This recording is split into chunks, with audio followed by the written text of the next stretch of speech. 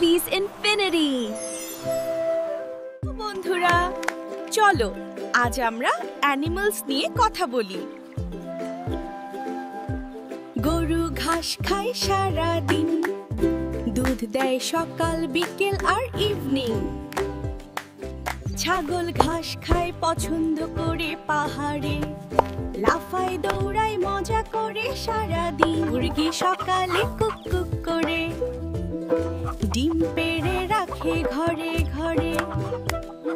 হাঁস চলে পুকুর জলে ধীরে ধীরে, ক্যাক ক্যাক ডাকে সবাই মিলে মিলে।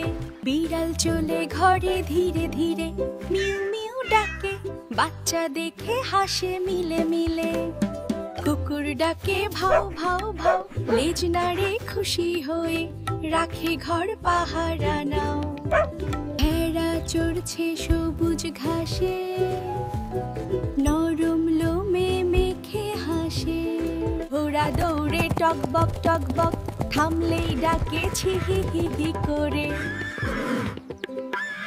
উট বালিতে চলে ধীরে ধীরে, পেটে পানি জমা রাখে বড় কোচায়। খরগোশ খায় গাজর সস সস সস সস, লাফায় ঘাসে নরম পায় অল্প অল্প।